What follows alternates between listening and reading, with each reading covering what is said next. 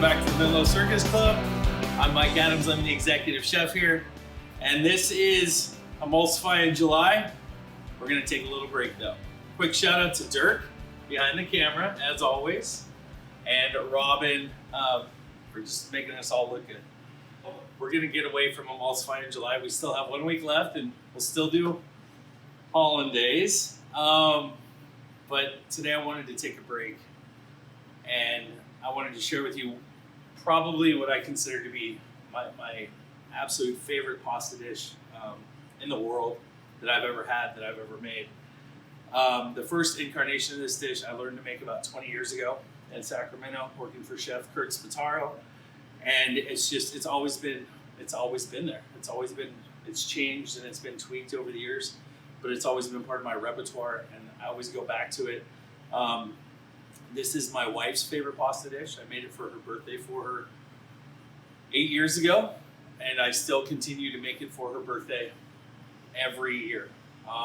So that being said, I guess we're just gonna go straight into ingredients. So what we're gonna be making today is we're gonna be making a linguine. Well, in this case, we're gonna make a tagliatelle, but you can use fettuccine, you can use linguine, any sort of flat noodle. This is an egg tagliatelle, which means tagliatelle is a little bit smaller than fettuccine. I find linguine doesn't work as well, but it still works.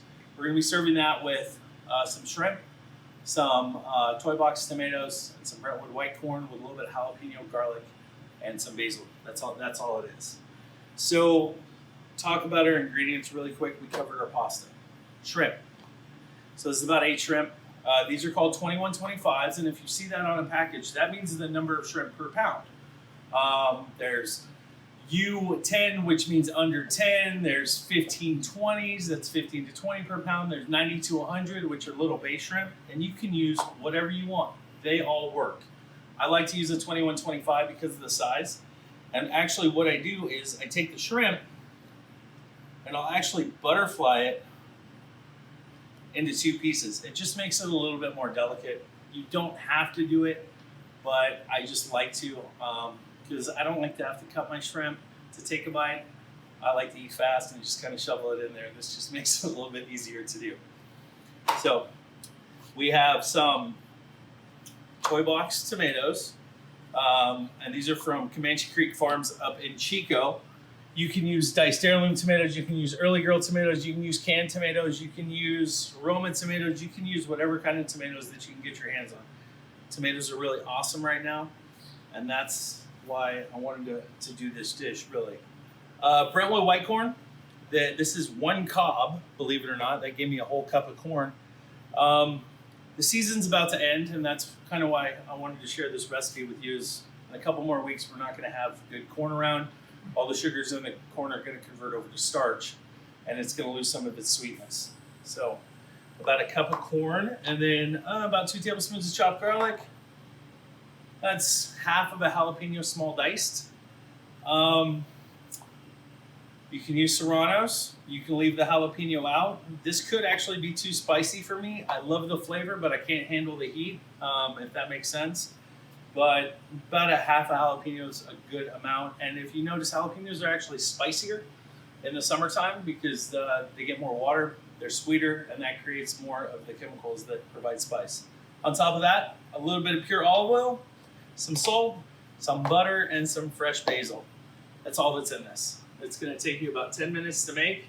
It's an absolute amazing dish, and here we go. So while our pan's heating up, let's talk about pasta really quick. So I like to,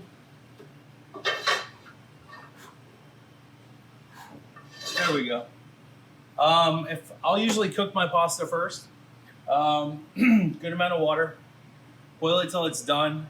Take it off, drain it, and then I'll toss it with extra virgin olive oil and just kind of let it sit warm until I'm about to use it. You can make your sauce and then cook your pasta and go straight from the sink, draining your pasta into the sauce, however you want to do it, but that's the way I like to do it. So we're going to get our pan hot, and I'm going to add just a little bit of pure olive oil to that.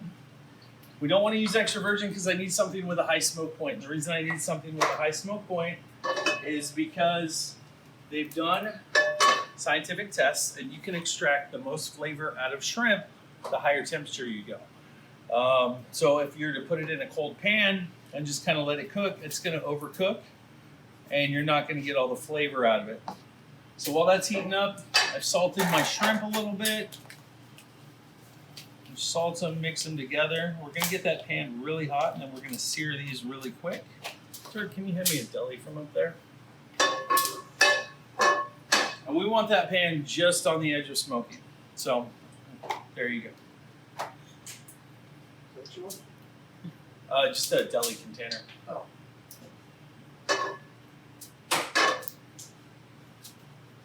So there's a little bit of smoke coming off that pan. We're going to take our shrimp. We're going to dump it in the pan. We're going to spread it out. And we're going to give it a very quick and light sear in a hot pan. And take the mask out of my pocket. I'm going to keep moving it around.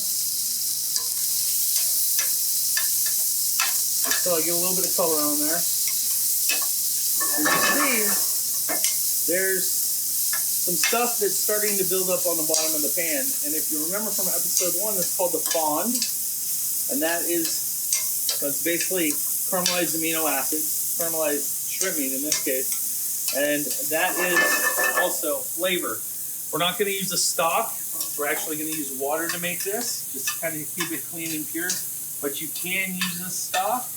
You can use a shrimp stock. You can use a crab stock. You could even use chicken stock. So I've cooked those shrimp about 50%. And I'm going to take them off. And I'm just going to put them in a container. I'm going to let them sit here. And they're going to continue to cook a little bit. But I want to stop their cooking because when they go back into the warm pasta, they're going to cook a little bit more. So I'm going to dump out any residual oil that I have in that pan because we don't want our pasta to taste oily. We're going to add some butter to it.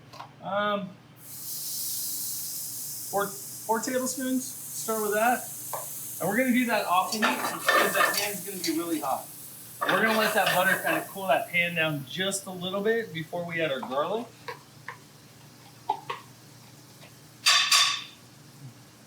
And our jalapeno. We're going to throw them right in there at the same time. The garlic and the jalapeno would burn, and that's not a very pleasant flavor. We have to start all over. So we've added those in. We're just going to take a couple minutes. We're going to sweat those down, burn some of those acids off.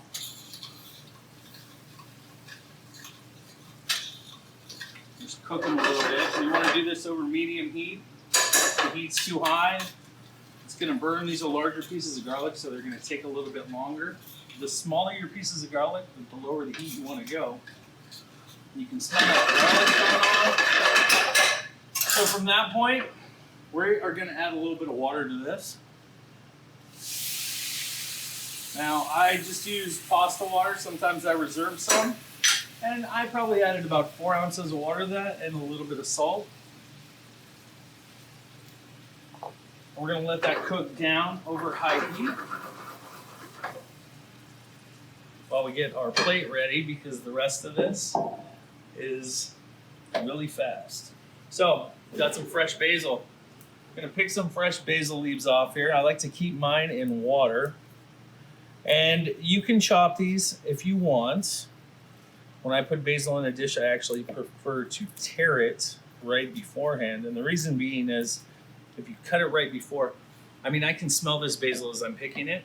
If you cut it right before, or if you tear it right before, you're releasing more of the oils, the essential oils that really give us that flavor. So I'm going to tear it right before we're about to use it, just in the little pieces.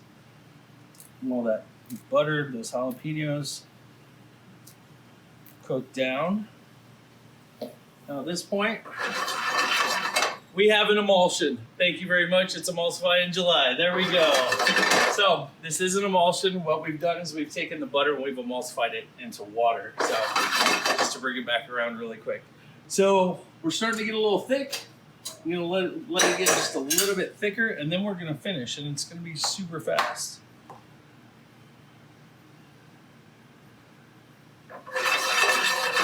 See, rich, creamy, emulsified. We're gonna add our tomatoes. We're gonna add our corn. We're gonna add our shrimp back in. Our pasta. And this is enough for maybe 2 people. I don't know. If I'm eating it, it's enough for 1. We're gonna throw in some fresh basil. We're gonna give it a toss. We're gonna let it cook in the sauce for a couple of minutes. It really doesn't take any time at all. You want to have just a little bit of liquid left in the pan when you're done. And you want to make sure everything gets cooked. The tomatoes, you don't want to cook them. You just want to heat them through. Same thing with the corn.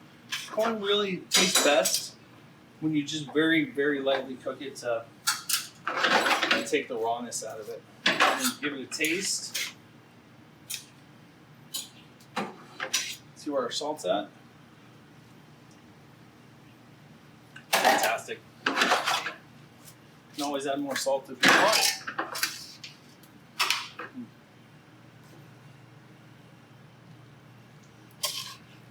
And we should have added more pasta to this for 2 people, but